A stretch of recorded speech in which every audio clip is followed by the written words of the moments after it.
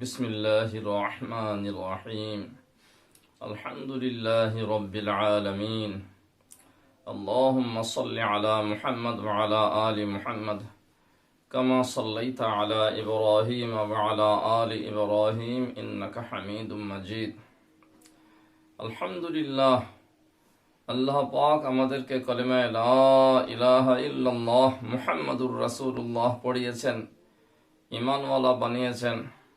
মুহাম্মাদুর রাসূলুল্লাহ সাল্লাল্লাহু আলাইহি ওয়াসাল্লামের মাননেওয়ালা উম্মত বানিয়েছেন। কোরআন হাদিসের নিয়ামত দিয়েছেন। এজন্য আমাদের জন্য অনেক সুযোগ, সেই সুযোগের সদ্ব্যবহার করতে হবে। সেই সুযোগের সদ্ব্যবহারের নিয়ম কানুনগুলি জানতে হবে। ঈমানওয়ালা দুনিয়ায় যখন থাকবে, তখন সে আল্লাহ পাকের হুকুমের খেলাফ যদি চলে, আল্লাহ পাক যা চাচ্ছেন, আল্লাহ পাকের হুকুম যদি লঙ্ঘন করে, আল্লাহ পাকের নাফরমানি করে, তখন সে আল্লাহ পাকের দেওয়া ওই সুযোগ থেকে বঞ্চিত থাকবে, অফার থেকে বঞ্চিত থাকবে।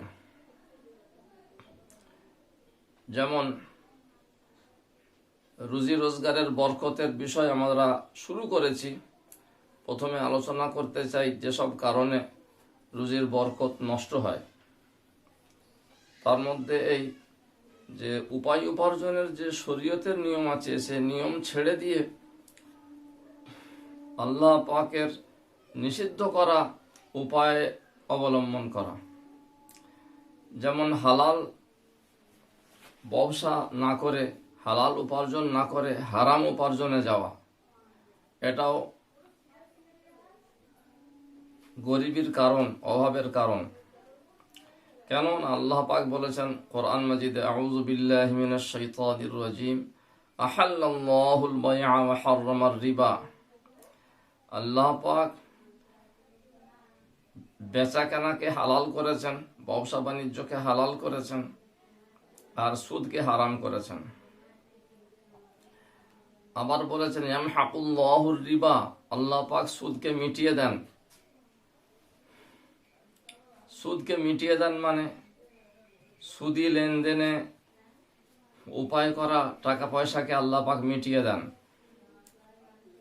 এবং সেই টাকায় কোনো বরকত থাকে না।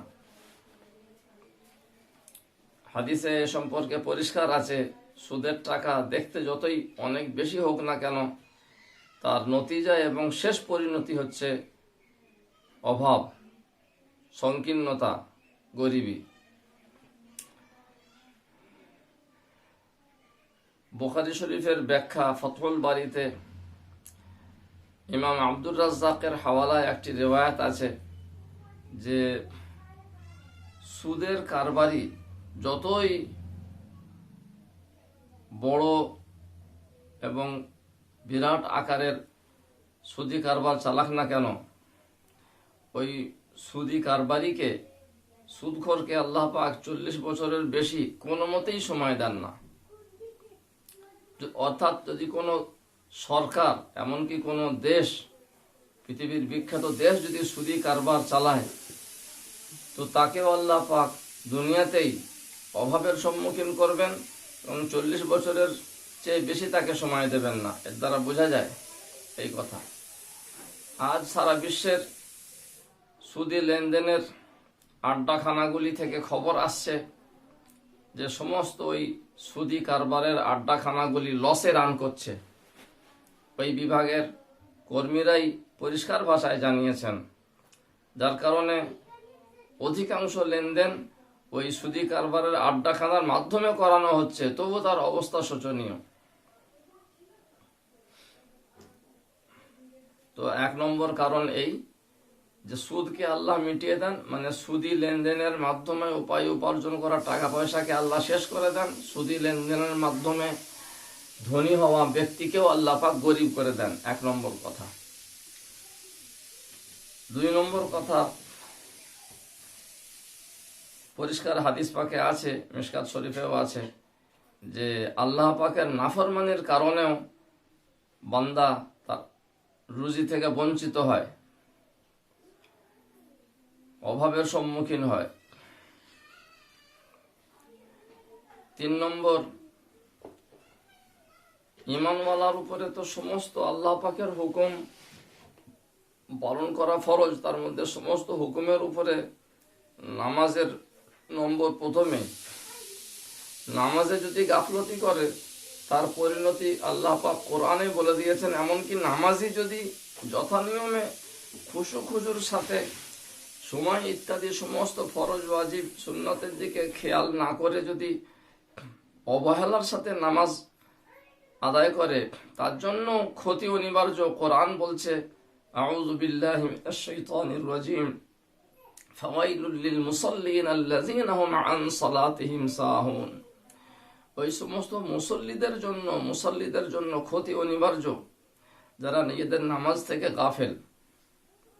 আল্লাযীনা হুম ইউরাউন ওয়া ইয়ামনাউনাল মাউন, যেসব মুসল্লিরা লোক দেখানো নামাজ পড়ে, ইবাদত করে লোক দেখানো, রিয়াকারীর সাথে মানুষকে দেখানোর জন্য, আর যাকাত দেয় না বা মামুলি জিনিসের বিষয়েও কৃপণতা করে, বখিলি করে।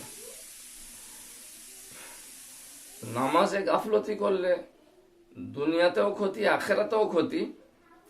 হাদিসে দুনিয়া এবং আখেরাতের ক্ষতিগুলোকে চিহ্নিত করা হয়েছে, বর্ণনা করা হয়েছে। তার মধ্যে রুজির অভাব প্রথমেই আসে নামাজে গাফলতি করলে।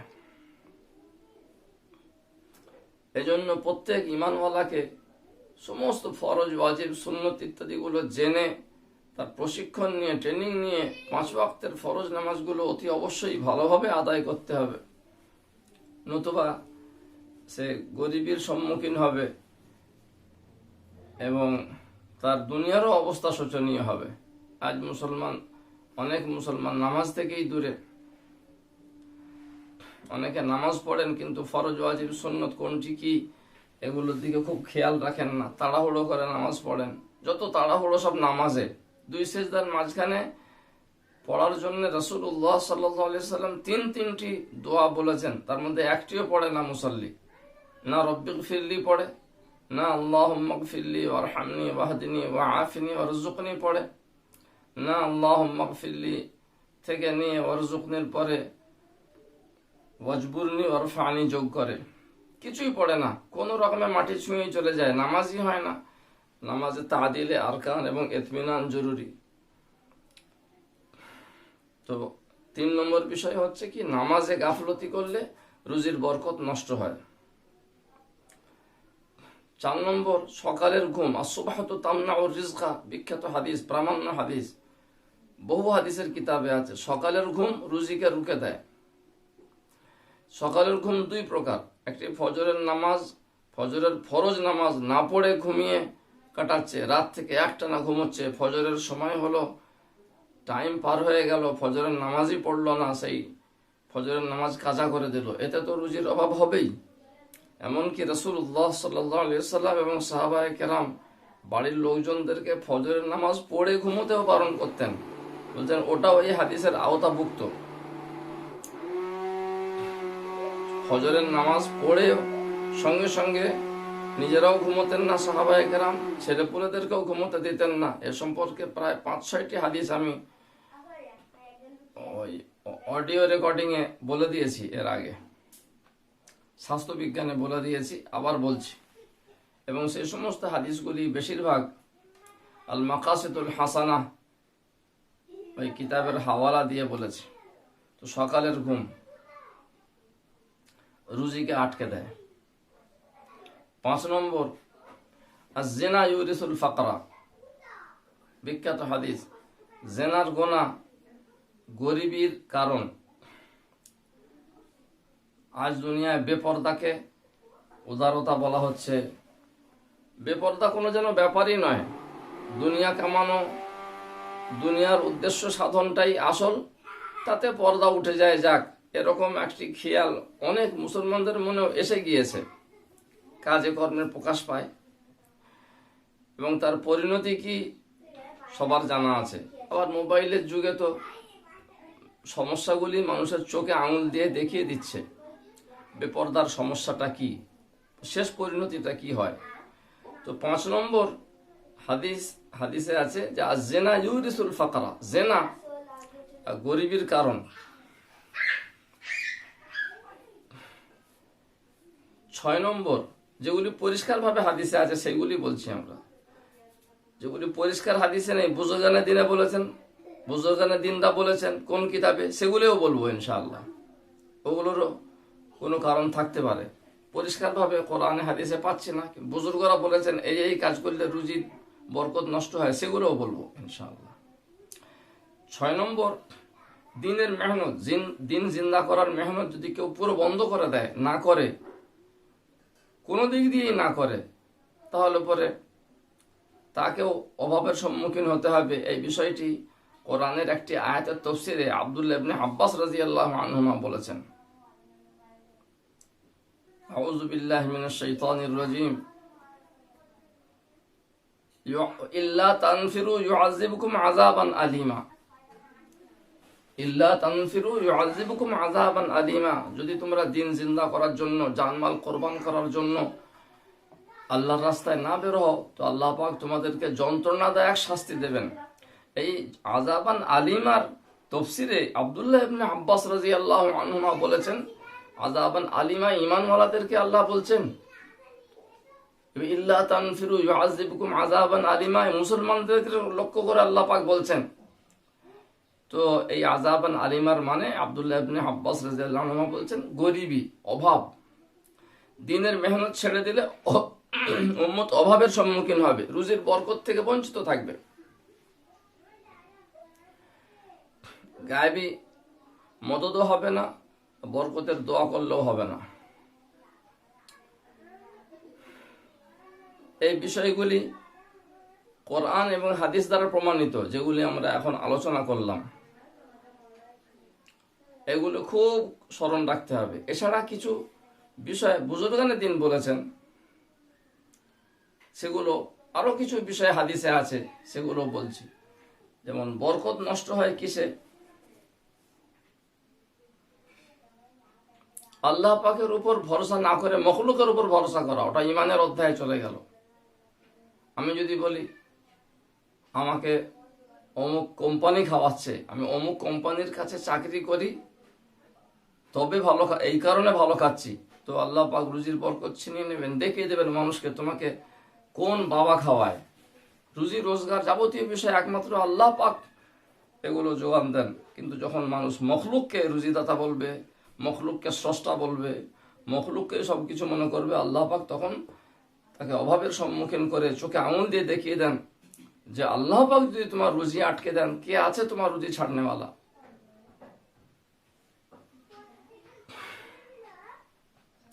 ওইভাবে আল বারাকাতু ফিল মাজহুল বা আল বারাকাতু ফিল মাজহুলাত, অজ্ঞাত জিনিসের মধ্যে বরকত হয়, জানা জিনিসের মধ্যে বরকত হয় না।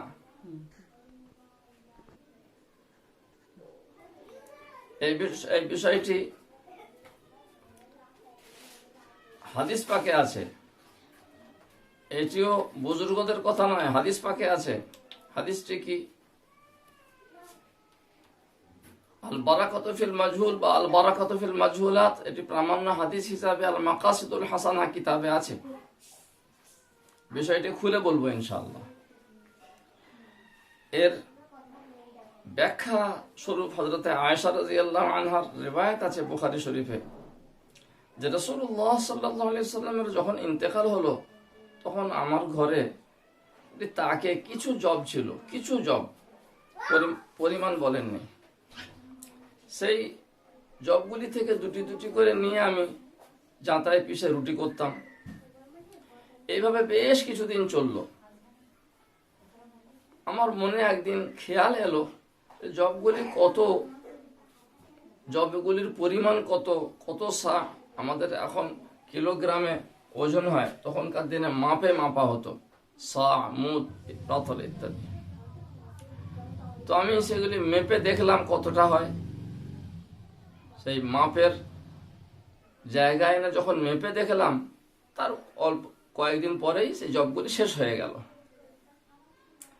এতে আমরা আল বারাকাতু ফিল মাজহুলের ব্যাখ্যা পেয়ে গেলাম, যে জব হোক, গম হোক, চাল হোক, রুজি রোজগারের জিনিস, এগুলি কতটুকু, কত কিলো, এইভাবে না জেনে বিসমিল্লাহ বলে আল্লাহ পাককে রুজি দাতা বলে মেনে মানতেও হবে, দিলে আবার তার বাহ্যিক আদবটাও রক্ষা করতে হবে। সেটি ওজন করা নয়, সেইটি নিয়ে বিসমিল্লাহ বলে নিয়ে ব্যবহার করতে হবে।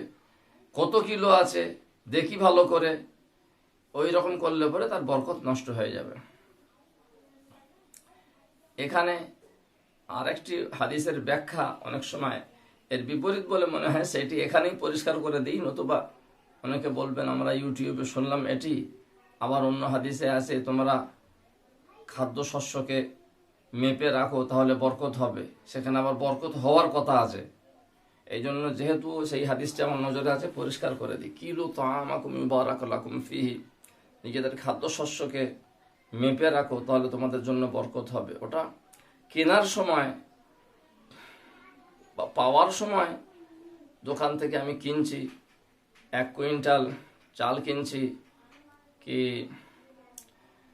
20 কিলো চাল কিনছি বা গম কিনছি বা আটা কিনছি, সেই সময় ওইটির ওজন ভালোভাবে দেখে নেওয়া এটা ওয়াজিব। এটি এমন জরুরি ওয়াজিব, এই ওয়াজিবটি যদি সেই দোকানে ওজন করার সময় বা মাপার সময় না দেখা হয়, তো যে কোনো জায়গায় সেইটির ওজন বা পরিমাপ দেখে নিতেই হবে, এটি ওয়াজিব। নতুবা সেইটি ব্যবহার করা পর্যন্ত চলে না। এই মশালাটি আলোচনা নেই, কিন্তু এটি মশালা। তবে হ্যাঁ, প্যাকেট করা, প্যাকিং করা মাল এইভাবে তার ওজন জানা জরুরি নয়।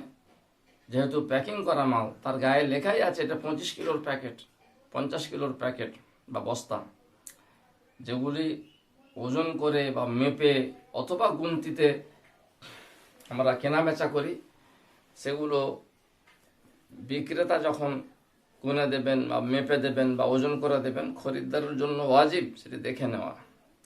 তবে সেটি জায়েজ তরিকায় কেনা হবে এবং তাতে বরকত হবে। ওই হাদিসের ওই মানে কিলু তাআমাকুম মুবারাকুম ফিহি, তার মানে এই নয় কিনে এনে এবার রোজ ওজন করে করে দেখো, না, ওতে বরকত নষ্ট হয়ে যাবে। অস্বাভাবিক বরকত মানে অস্বাভাবিক আন্দাজের বেশি আল্লাহ পাকের দান, সাধারণ নিয়মের বিপরীত, এবং সেটি ঈমানওয়ালাই ভোগ করে। বরকত ঈমানওয়ালা ভোগ করে। যাদের ঈমান নেই তারা বরকত বুঝতেও পারবে না, তাদের কাছে সব কিছু গোনা গুনতির মধ্যে, তারা বরকত জানেও না, মানেও না, আর বরকত ভোগও করতে পারে না। ওদের জীবন বরকত থেকে বঞ্চিত, দুনিয়ার জীবন শান্তি থেকে বঞ্চিত, বরকত থেকে বঞ্চিত। আর এই দুনিয়ার জীবন পার হলে পরে সেখানকার ব্যাপারই আলাদা, সেখানে তো টেকাই যাবে না, শান্তির কোনো নাম নিশানা নেই যদি ঈমান না থাকে। এই দুনিয়ার জীবনেও বরকত শুধু ঈমানওয়ালার জন্য, আবার ইয়াকিনওয়ালা ঈমানওয়ালার জন্য, যার ঈমানের মধ্যে ইয়াকিন আছে, গাঢ় বিশ্বাস আছে, দৃঢ় বিশ্বাস আছে। তো এবার এখানে আসুন, মনে করুন আপনি কেটলি করে চা বন্টন করছেন, বিসমিল্লাহ বলে বন্টন করতে থাকুন, যতক্ষণ চা বের হবে বন্টন করতে থাকুন। কিন্তু ওই কেটলির মুখটা ঢাকনা খুলে দেখা চলবে না। ওই আল বারাকাত ফিল মাজহুল, ওই হাদিসের আলোকে এটা জানা গেল। আর হযরত আয়েশা রাদিয়াল্লাহু আনহার জবের ঘটনা জানতে পারলাম। হযরত আয়েশা রাদিয়াল্লাহু আনহার জবের ঘটনাটি বুখারী শরীফে আছে। এইভাবে টাকা পয়সাও লেনদেনের সময় অবশ্যই গুনে নিতে হবে। আমি আমার বেতন কতটুকু পেলাম, কম কি বেশি। অনেক সময় কোম্পানি বা মালিক ঈমান পরীক্ষার জন্য, আমানতদারির পরীক্ষার জন্য বেতনের চেয়ে বেশি টাকা দেন, যে এর মধ্যে আমানতদারি আছে কিনা, এর ঈমানদারি ঠিক আছে কিনা যাচাই করার জন্য। এরকম ঘটনা ঘটেছে, অনেক ঘটেছে। তো সেই জন্য বেতন নেওয়ার সময়ও টাকাও গুনে নিতে হবে। সোজা কথা, যেসব জিনিস লেনদেন করা হয় গুনতিতে অথবা পরিমাপে অথবা ওজনে, এগুলির মাপ, ওজন ইত্যাদি যাচাই করে দেখে নিতে হবে। সে দোকানে হোক, দোকানে যদি দেখার সুযোগ না হয়, অন্য কারোর মাধ্যমে অথবা নিজের বাড়িতে এনে, নতুবা সেটি ব্যবহারই করা চলে না। এই মাসালাটির আলোচনা নেই। আর এইটির উপরে আমাদের আমল না থাকার কারণে আমরা শরীয়তের একটি ওয়াজিব ছেড়ে যাওয়ার গোনা করছি আর বরকত থেকেও বঞ্চিত হচ্ছি, যেহেতু এই হাদিসে বলা হয়েছে এইভাবে লেনদেন করলে বরকত হবে।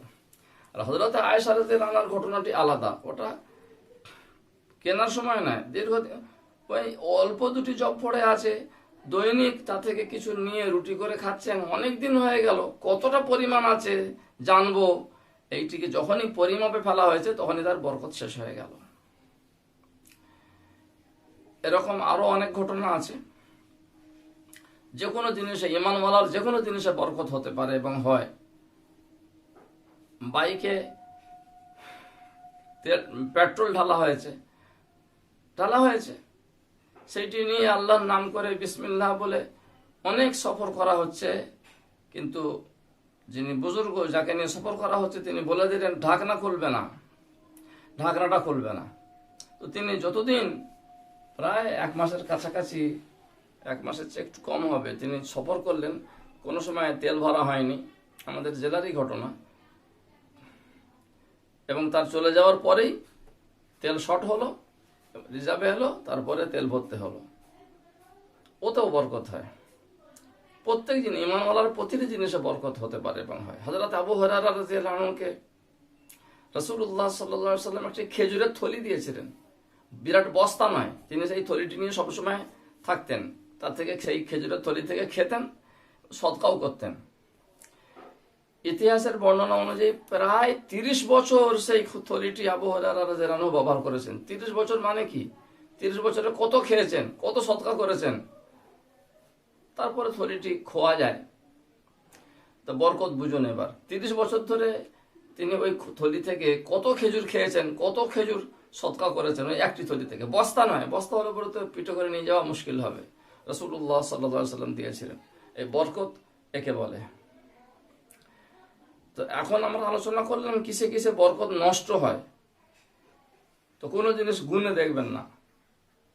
একজন বুজুর্গ আমাদের ছিলেন, আমাদের উস্তাদদের মধ্যে, নাম বললেও অনেকে বুঝতে পারবেন, নাম বলার প্রয়োজন নেই। তিনি, তার অনেক ঘটনা আছে, যে কোনো অনুষ্ঠান বাড়িতে, দাওয়াত বাড়িতে তিনি বসতেন এবং যা 100 জনের খানা রান্না করা হয়েছে, 300 জন এসে গিয়েছে, আমাদের সামনে হয়েছে, আমরা তখন হুগলি জেলায় পড়তাম। তো সেই বুজুর্গ টেনশনে থাকতেন না, তিনি বসতেন হাঁড়ির কাছে, তিনি নিজে বন্টন করতেন। ওই সমস্ত একটি ঘটনায় একটি জেলার মানুষ এসেছিলেন পরিমাণের চেয়ে বেশি, যা কথা ছিল তার চেয়ে অনেক বেশি। তারা সকলে পেট ভরে খেলেন, আবার খানা বেঁচে গেল, আবার মাদ্রাসার তালেবে ইলমদেরকে আরো অনেক লোককে ডেকে আবার খাওয়াতে হলো। তো আমি তাকে আলাদা করে জিজ্ঞাসা করেছিলাম এই বরকত, খানার বরকত কিভাবে আসে। তখন আমি লম্বা সময় দিইনি আল্লাহর রাস্তায়। তো তিনি যেগুলো বলেছিলেন সেইগুলি আমি এই বর্ণনার মধ্যেই পরিবেশন করবো ইনশাআল্লাহ। উনি বলেছিলেন যে ঈমান ঠিক রাখতে হবে, যে রুজি এই আমার সামনে যে রয়েছে হাঁড়িতে বা ঠোঙাতে বা জায়গায়, এইটি নয়, এই আল্লাহ পাকের তরফ থেকেই আসবে। কিভাবে আসবে আমি জানি না। আরো ঘটনা শোনাচ্ছি বরকত কিভাবে নষ্ট হয়, সেইগুলো বলতে গিয়ে কিছু বরকতের ঘটনাও চলে আসবে। যেমন মিশকাত শরীফেও আছে, রাসূলুল্লাহ সাল্লাল্লাহু আলাইহি ওয়াসাল্লাম একজন সাহাবীকে জিজ্ঞাসা করলেন, কি করছো? বলেন, আল্লাহ রসুল এই হাঁড়িতে করে একটি ছাগল এসেছিল, জবাই করে ছাগলটির গোশত রান্না করছি। রাসূলুল্লাহ সাল্লাল্লাহু আলাইহি ওয়াসাল্লাম ছাগল ইত্যাদির ওই সামনের দিকে ঠ্যাঙের গোশত ভালোবাসতেন, কি কারণে জানি না। রাসূলুল্লাহ সাল্লাল্লাহু আলাইহি ওয়াসাল্লাম যেহেতু ভালোবাসতেন, আমরাও ভালোবাসি এবং ভালোবাসা উচিত, সামনের দিকে ঠ্যাঙের গোশত।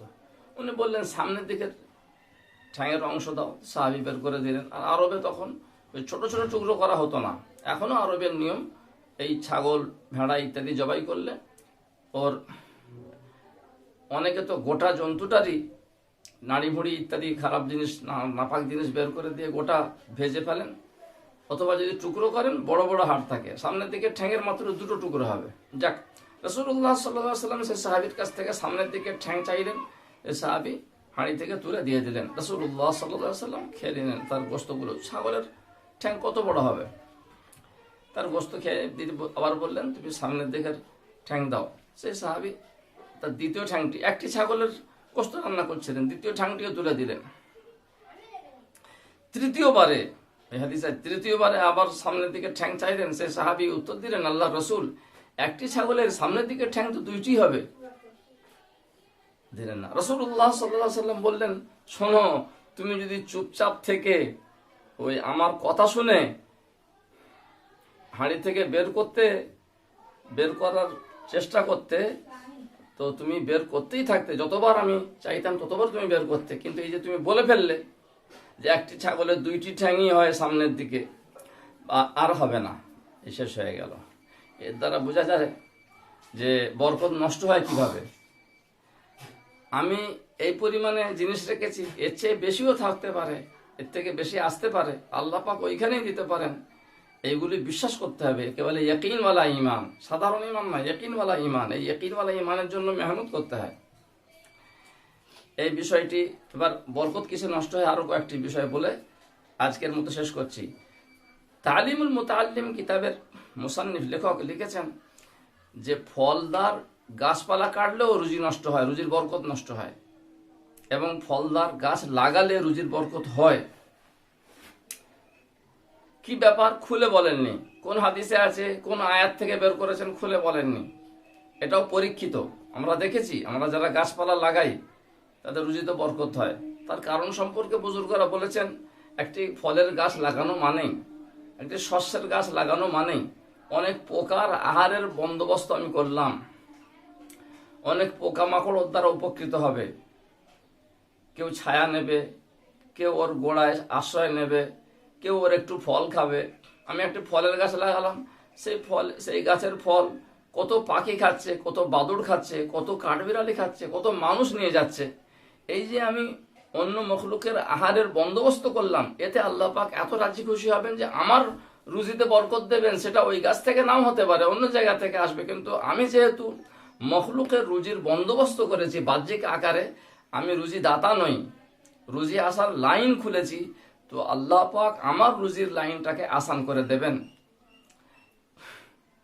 তো ফলদার গাছ কাটলে রুজির বরকত নষ্ট হয় এবং ফলদার গাছ লাগালে রুজির বরকত হয়, বিষয়টি তালিমুল মুতাআল্লিম কিতাবে আছে।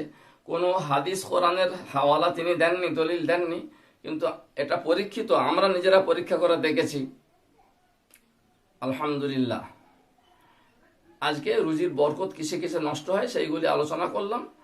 আগামীতে যদি এই অধ্যায়ের কিছু বাকি থাকে সেগুলি আলোচনা করব। তারপরে রুজির বরকত কিসে কিসে হয়, কোন কোন কারণে কি কি আমলে হয়, সেই বিষয়ে ইনশাআল্লাহ আলোচনা করব। ওমা আলাইনা ইল্লাল বালাগ।